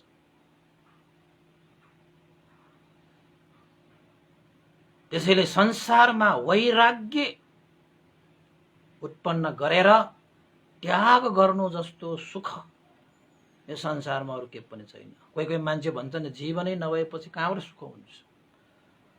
जुन सुख पाइसकेपछि यो संसारको यो सुख उसलाई चाहिँदैन त यो संसारमा किन आउनु पर्यो त? त्यस्तो सुख उसले प्राप्त गर्छ निर्वाण पाएपछि त। नभन्दै उपासक उपासिकाहरू धेरै कुराले व्याख्या गर्यो भने दिनभर लाग्छ हैन। एक घन्टा भन्दा नागिसक्यो। मैले तपाईँलाई एउटा सानो एउटा चाहिँ मजाको एउटा क्लिप पनि भन्न बाँकी छ। त भगवान बुद्धले अनात्मा लक्षण सूत्र देशना गरिसकेपछि, अनित्य दुःख अनात्मा स्वभावलाई चिनाइसकेपछि, वैराग्य उत्पन्न गराएर त्याग नै सुख हो भन्ने जानिसकेपछि, पञ्चमीको दिन भगवान बुद्धले अनात्म लक्षण देशना गरिसकेपछि 5 जना पञ्चभद्र वर्गीय भिक्षुहरू अर्हत फलमा प्रतिष्ठित भए। साधु साधु साधु साधु। 5 जना भिक्षु अनात्म लक्षण सूत्र देशना गरिसकेपछि अनन्त भावमा पुग्नु भएको हो। उपासक उपासिकाहरू याद गर्नुहोस् है, यस्तो एउटा सूत्र यो अनन्त भावमा प्राप्त गर्न सक्ने क्षमताको सूत्र यो पनि कमको सूत्र होइन अनात्मा। त्यसैले चाहिँ हामीले चाहिँ आत्मा भावलाई त्याग गर्नुपर्छ, अनि मात्र तपाईले सम्पूर्ण दुःखबाट मुक्त भइन्छ। उपासक उपासिकाहरू, म मेरो भन्ने जुन चाहिँ अहंकार, घमण्ड, अभिमान जुन छ नि, त भगवान बुद्धले पनि मुत्लिन्द नागराजलाई चाहिँ यो म मेरो भन्ने अहंकारलाई त्याग गर्नु सबभन्दा ठुलो सुख हो भनेर भन्नुभएको थियो नि त दिव्य उपदेशमा 5औं नम्बरमा। हो, यो उपदेश पनि तपाईको चाहिँ पञ्चभद्र वर्गीय भिक्षुहरूलाई चाहिँ यो अनात्म लक्षण सूत्र भनेको पनि यो म मेरो भन्ने अहंकारलाई त्याग्ने के छ र यो संसारमा म मेरो भन्ने तपाई घमण्ड गर्नुहुन्छ, तपाई अभिमान गर्नुहुन्छ, तपाई अहंकारी भइरहनुहुन्छ, तपाईले के पनि पाउनुहुन्न। अहंकारले तपाईलाई नाश गर्ने सिवाय के पनि हुँदैन। त भगवान बुद्धको उपदेश सुनिसकेपछि पञ्चभद्र वर्गीय भिक्षुहरू त अर्हन्त फलमा प्राप्त गरे। उहाँहरूले अब कहिले पनि अन्तिम जन्म भयो उहाँहरूको, अब मरणपछि उहाँको जन्म हुँदैन। परम सुख निर्वाण सम्पत्ति उहाँहरूले प्राप्त गरेर चाहिँ उहाँहरू सदा सर्वदा शान्त सुख भइसकेको छ। यस्तो अवस्था प्राप्त गर्नुभयो। त्यसपछि देवता र ब्रह्माहरू यति उत्साहित भए कि पञ्चभद्र वर्गीय भिक्षुहरूले पनि अरहन्त भाव प्रकट भइसकेपछि साधुकार दिए, घोषणा गरे कि भगवान बुद्धले संसारमा सम्यक सम्बुद्ध प्रादुर्भाव भए, सम्यक सम्बुद्ध प्रादुर्भाव भए, जसले निर्वाणको ढोका खोलिदिए भनेर देवता र ब्रह्माहरूले आफ्नो लोकमा घोषणा गर्दै हिँडे कि यो लोकमा संसारमा सम्यक सम्बुद्ध उत्पन्न भइसकेको छ, यो संसारमा अब निर्वाणको ढोका खोलिसकेको छ भनेर घोषणा गर्दै हिँड्दाखेरि देवताहरूको त्यो घोषणाले अब तपाईहरुलाई म एउटा राम्रो एउटा प्रसंग भन्छु, तपाईहरुले सायद सुन्नु भयो भएन त्यो बेग्लै कुरा हो, तर मैले चाहिँ अठकथाचार्यहरूले चाहिँ व्याख्या गरेको अनुसार तपाईहरुलाई एउटा चाहिँ मज्जाको एउटा देशना गरिदिन्छु है। त्यसपछि देवताहरूको त्यो लोकमा भगवान सम्यक सम्बुद्ध प्रादुर्भाव भयो भनेर घोषणा गरेको त्यो आवाजहरू सुनेर तपाईहरुलाई याद छ नालको भन्ने? याद छ कि छैन? को नालको भन्ने याद छ? फेरि तपाईहरुले चाहिँ अब यसो गएर सोचिरहनु भएको होला कहाँबाट अब त्यो नालको भन्ने को त भन्दाखेरि तपाईलाई याद छ हामीले चाहिँ 2-3 भागमा होला तपाईको चाहिँ भगवान बुद्ध जन्मिनु भएको समयमा कालदेवल तपस्वीले भगवान बुद्धलाई चाहिँ भेट्न आउनु भएको थियो। त त्यहाँ एउटा कस्तो घटना भयो त भन्दाखेरि कालदेवल तपस्वीलाई ढोग्न ल्याएको त्यो सिद्धार्थ कुमार भगवान बुद्धको पाउले कालदेवल तपस्वीको शिरमा छुन पुग्यो। त कालदेवल तपस्वीले चाहिँ आफ्नो ध्यान दृष्टिले हेर्दाखेरि यो त बुद्ध हुने बालक हो भनेर थाहा पाएर कालदेवल तपस्वी जस्तो महान ऋषिले भगवान बुद्धलाई वन्दना गर्नुभएको थियो। त उहाँ रुनुभयो, उहाँ हाँस्नुभयो। सुयोधन महाराजले किन हो कसो हो भनेर सोध्नु भएको थियो। त कालदेवल तपस्वीले के भनेका थिए? म यो मानेमा यो बालक देखेर म हाँसे, म खुसी भएँ कि यो संसारमा सत्व प्राणीहरूको उद्धार, मनुष्य देव ब्रह्माहरूको उद्धारको लागि बुद्धत्व ज्ञान लाभ गरी संसारको उद्धार गर्ने बालकको जन्म भयो भनेर मैले खुसी मनाएँ। र म दुखी पनि भए। कारण के हो त भन्दाखेरि यो बुद्धत्व ज्ञान लाभ गर्ने समयमा म त यो संसारमा हुने छैन त, म त परलोक गइसकेको हुनेछु। अब परलोक भनेको चाहिँ उहाँ चाहिँ समापति ध्यानमा भएको कारणले गर्दाखेरि उहाँ त अरूप देवलोकमा जन्मिने भइसकेपछि त अब अरूप देवलोकमा त तपाईँको पञ्च इन्द्रिय नै हुँदैन भनेपछि सुन्ने पनि शक्ति हुँदैन। त कालदेवल तपस्वीले आफ्नो भान्जा जो नालक नाम गरेको छ, आफ्नो बहिनीको छोरा भान्जालाई कालदेवल तपस्वीले घरैमा गएर 35 वर्षपछि बुद्धत्व ज्ञान लाभ गरेर संसारको उद्धार गर्ने बालकको जन्म भयो। त्यसैले सिद्धार्थ कुमार हैन भगवान बुद्धको नाममा आजै प्रवचित हुनु भनेर चाहिँ आफ्नो भान्जा नालकलाई कालदेवल तपस्वीले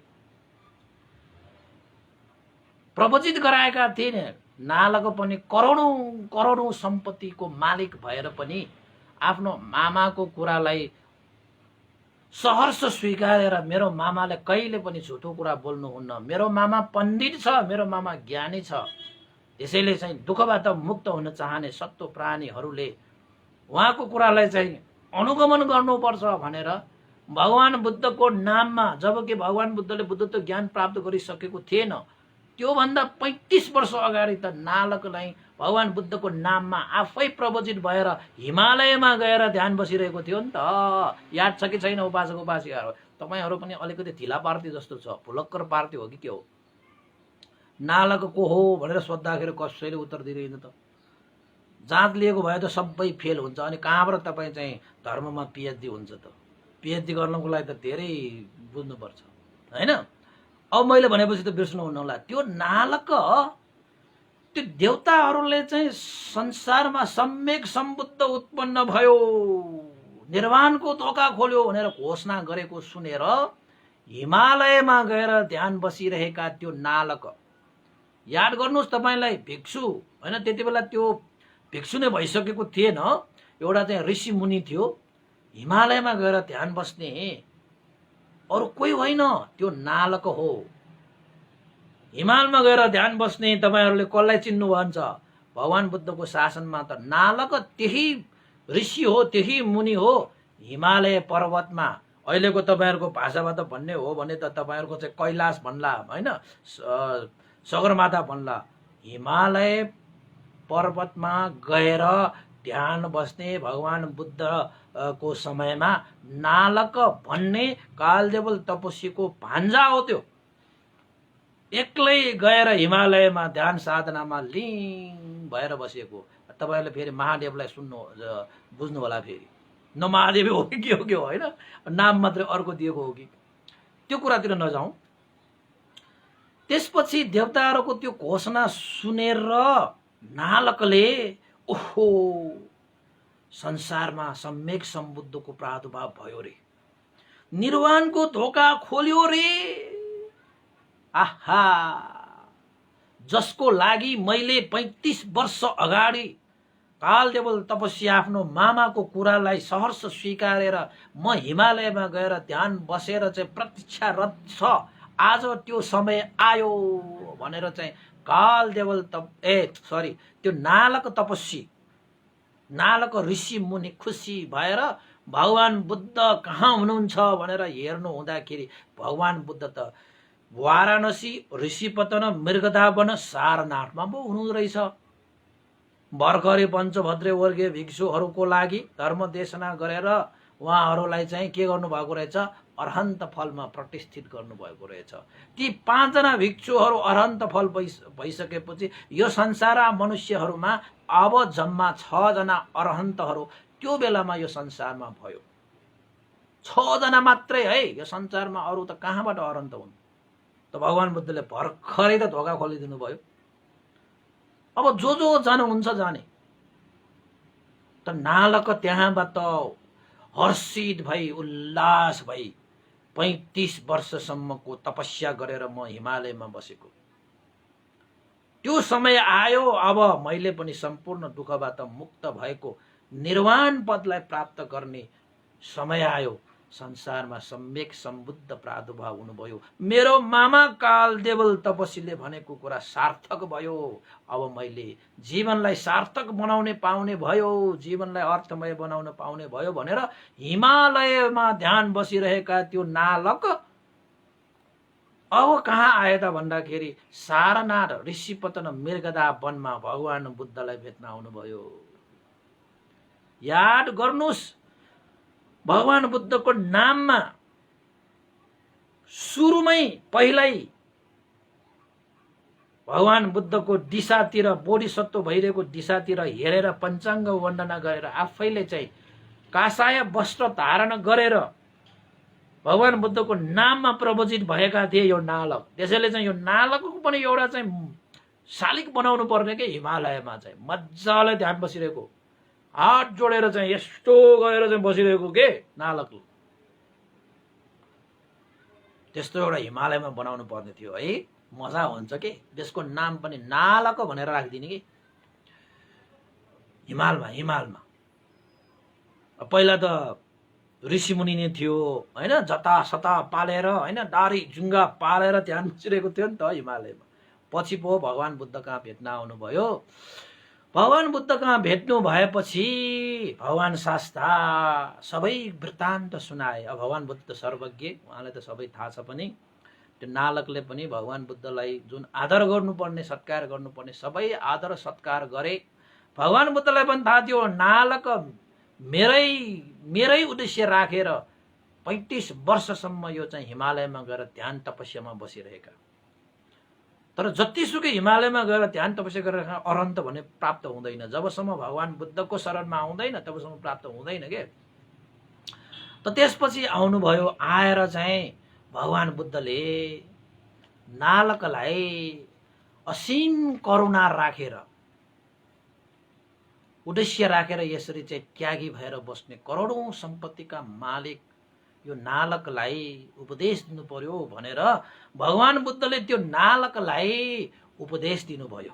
त्यो नालकलाई दिएको उपदेशलाई नालको वाद सूत्र भनेर भनिन्छ बुद्ध शासनमा। साह्रै प्रख्यात छ त्यो पनि। त्यसमा चाहिँ तपाईको त्यो नालकले भगवान बुद्धलाई सोध्नु भएको त्यो, अब उता चाहिँ तपाईको ऋषि मुनि भएर चाहिँ त्यहाँ बसिरहेको थियो। नालकले भगवान बुद्धलाई सोध्नु भएको त मुनि हुनको निमित्त, यानि कि ज्ञानी हुनको निमित्त आचरण गर्नुपर्ने धर्मलाई देशना गर्नु भनेर त्यो नालकले भगवान बुद्धलाई प्रार्थना गरेका थिए।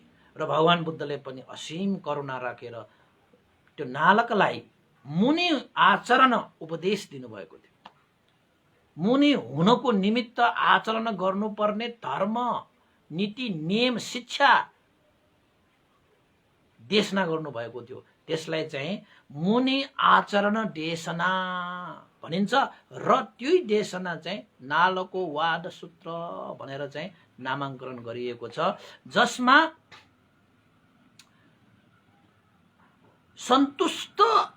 सन्तोष हुने शिक्षा प्रदान गर्नु भएको छ। त भगवान बुद्धले देशना गर्नु हुँदाखेरि यो नालक यति सन्तोष भयो कि तपाईको चाहिँ सुनेर पनि सन्तुष्ट, भगवान बुद्धसँग पनि तपाईको चाहिँ के भन्छ, भगवान बुद्धको त्यो कुराहरू सुनेर पनि सन्तुष्ट भए, भगवान बुद्धलाई देखेर पनि सन्तुष्ट, आचरणबाट पनि सन्तुष्ट, हेर्नेमा पनि सन्तुष्ट, सुन्नेमा पनि सन्तुष्ट।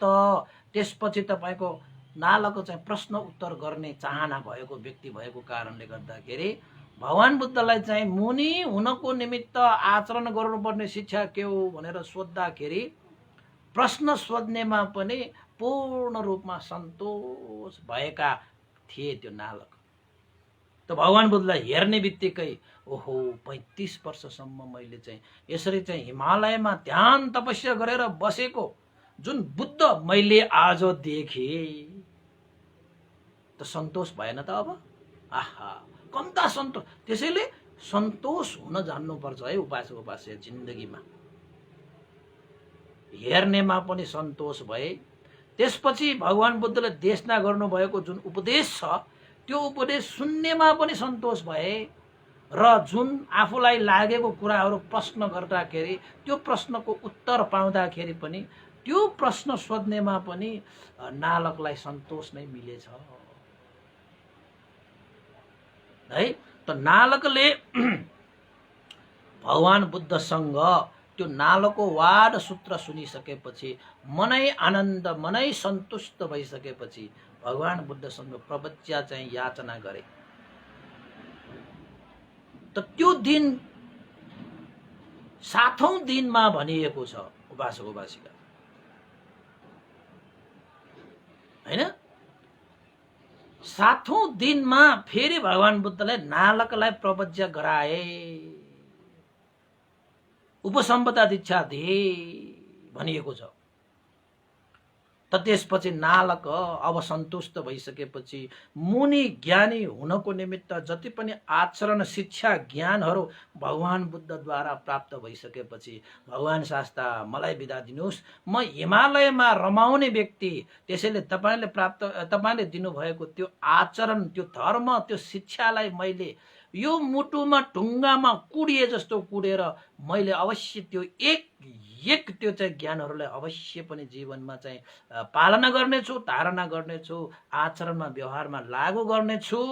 मलाई बिदा दिनुहोस्, म जहाँबाट आएका थिएँ त्यही म जान चाहन्छु। तपाईँको धर्मलाई 1 इन्ची पनि यताउता नहुने गरी अवश्य पालन गर्नेछु भगवान शास्ता, मलाई बिदा दिनुहोस् भनेर नालकले भगवान बुद्धसँग चाहिँ भिक्षुत्व ग्रहण लिइसकेपछि शील समाधि प्रज्ञाको कुराहरू सुनिसकेपछि शील समाधि प्रज्ञामा हैन त्यसमा चाहिँ राम्रोसँग शुद्धसँग परिशुद्धसँग आचरण गर्ने भएर त्यहाँबाट त्यो नालक फेरि हिमालयमा गएर तपाईको ध्यान साधनामा अब चाहिँ भिक्षु भएर ध्यान साधनामा चाहिँ लीन भएका थिए।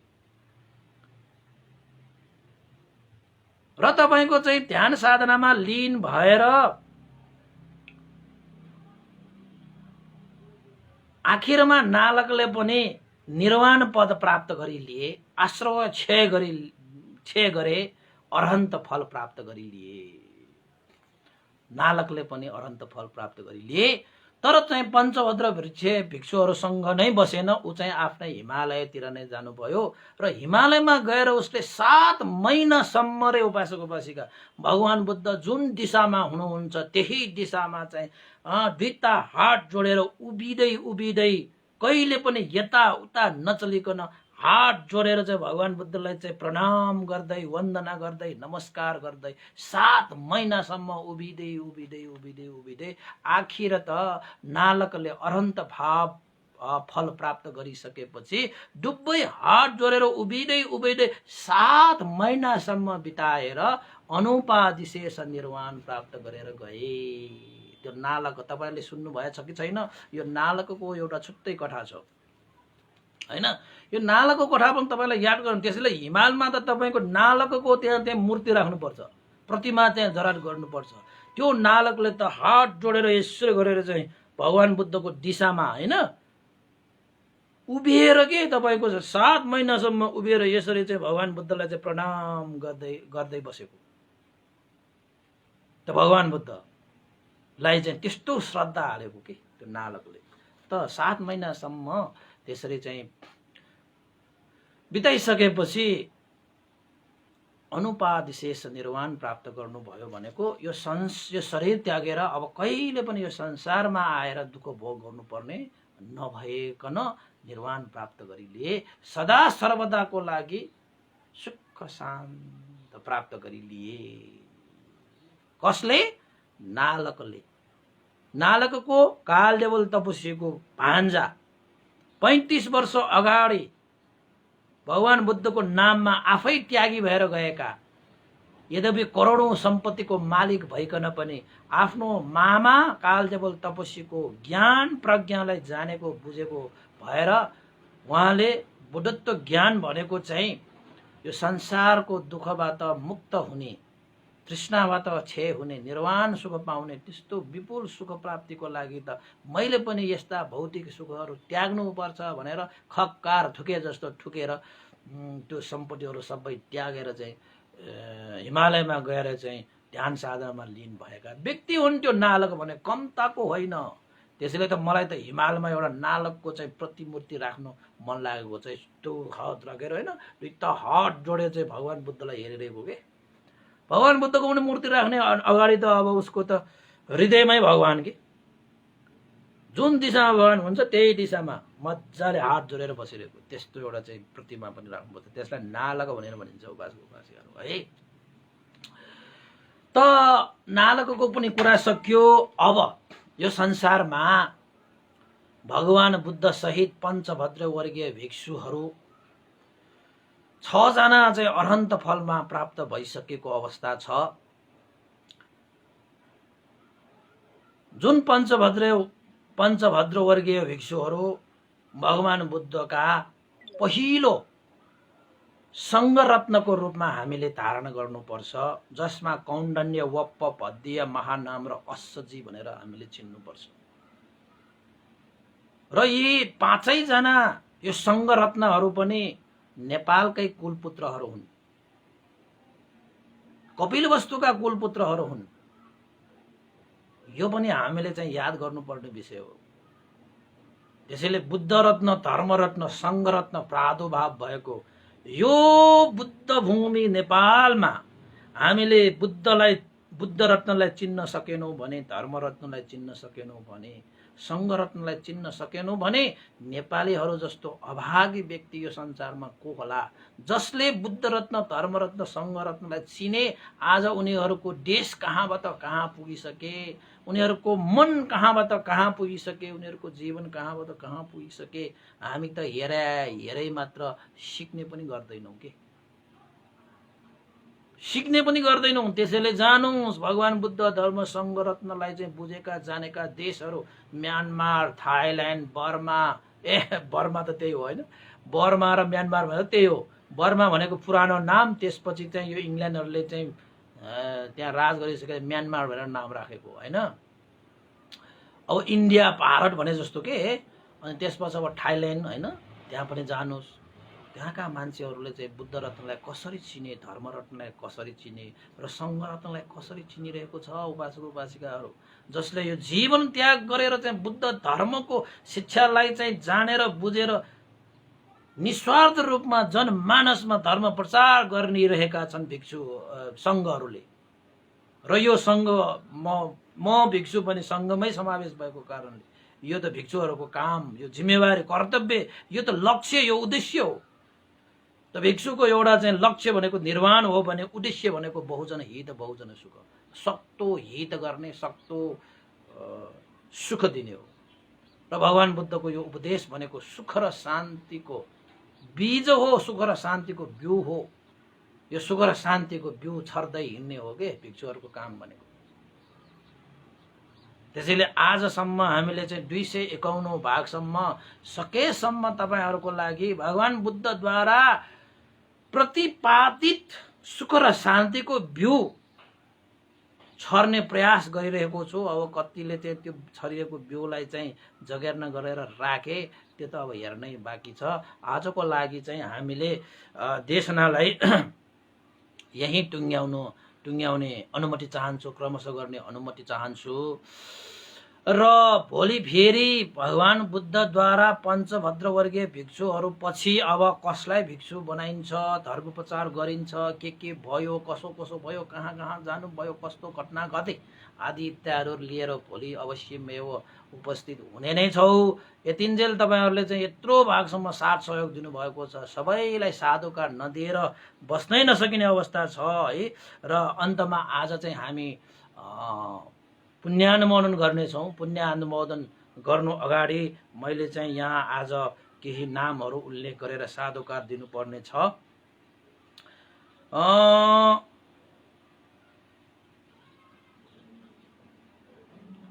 आज जन्मदिन पर्नु भएका हाम्रा यो चारौं सिंह उपासिकाको हस्बेन्ड विदुरमान सिंह दङ्गोलजीको आज जन्मदिन परेको हुनाले उहाँको नाममा हामीले परित्राण पनि गरिसकेका छौँ। उहाँको जन्मदिनको उपलक्ष्यमा सुस्वास्थ्य, दीर्घायु, निरोगी र उत्तर प्रगतिको पनि कामना गर्न चाहन्छु। उहाँलाई ह्याप्पी बर्थडे भनेर पनि भन्न चाहन्छु र उहाँले चाहिँ परित्राण गर्ने र भोजनको लागि पनि सहयोग गर्नुभएको छ। उहाँको र चारो सिंह लगायत विदुरमान सिंह दङ्गोलजीलाई जन्मदिनको उपलक्ष्यमा पुनः एकपल्ट शुभकामना व्यक्त गर्दै पुण्यानुमोदन गर्न चाहन्छु। त्यस्तै गरी अर्का हाम्रा चाहिँ उपासिकाले अस्ति नै हामीलाई चाहिँ मङ्सिर 14 गते उहाँका ससुरा बुवा 36 वर्षको हुनु पुण्यतिथि को उपलक्ष्यमा है उहाँहरूले पनि अब उपस्थित हुन नसके तापनि उहाँको निर्वाण सुगति कामना गरेर उहाँले चाहिँ परित्राण गराउनु भएको छ हैन। त्यस्तै गरी आर्थिक सहयोग पनि गर्नुभएको छ। त्यस्तै गरी अस्त परिष्कार दान पनि गर्ने श्रद्धा व्यक्त गर्नुभएको छ। त्यसैले चाहिँ उहाँ हाम्रो कीर्ति ज्यूकोबाट तुलाधरजीको ससुराको सुगति र निर्वाण प्राप्त होस्। हामीले गरेका उहाँहरूको भोजन दान, उहाँहरूको चाहिँ अस्त परिष्कार दानको अनुभवले उहाँको ससुरालाई चाहिँ सुगति प्राप्त होस्, निर्वाण प्राप्त गर्नको लागि यो पुण्य हेतु होस् भनेर चाहिँ प्रार्थना गर्नुहुने राजमान तुलाधर, कृति तुलाधर र परिवार सीता पाइला सम्पूर्ण परिवारहरूलाई पनि धेरै धेरै साधुवाद दिन चाहन्छु। र अस्त परिष्कार दान दिनुहुने उहाँ चाहिँ उहाँका दिदी कान्ति तुलाधरजीलाई पनि अस्त परिष्कार दानको अनुभवले उहाँहरूको जीवनमा सुख शान्ति छाओस् भनेर पनि आशिका गर्दै आज हामी पुण्यानुमोदन गरौँ। भवतु सब मङ्गलम्। र यो पुण्यको अनुभवले बितेर जानु भइसकेका गुरुवर ज्ञान पुण्यको मास्तुवीर भन्ते र स्यारो बन्दिता विवंशलाई पनि यो पुण्य लाभ भई निर्वाण सुखको लागि यो हेतु भइदियोस् र सम्पूर्ण तपाईहरूको बितेर जानुभएका ज्ञाति बन्धुहरूलाई पनि यो पुण्यको अनुभवले सुख शान्ति छाओस् र देवता, अमनुष्य र सत्व प्राणीहरूको लागि पनि यो पुण्य लाभ भई उहाँहरूको जीवन पनि सुखमय शान्तिमय होस् भनेर चाहिँ आशिका गर्दै पुण्यानुमोदन गरौँ। साधु साधु साधु। इदं नो ज्ञातिनं होतु सुखिता वन्तु ज्ञातयो। इदं नो ज्ञातिनं होतु सुखिता वन्तु ज्ञातयो। इदं नो ज्ञातिनं होतु सुखिता वन्तु ज्ञातयो।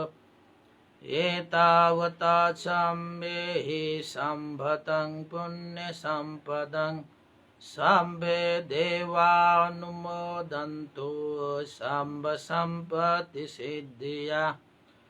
एतावता सम्मेहि सम्भतं पुण्यसम्पदं सम्भे सत्तानुमोदन्तु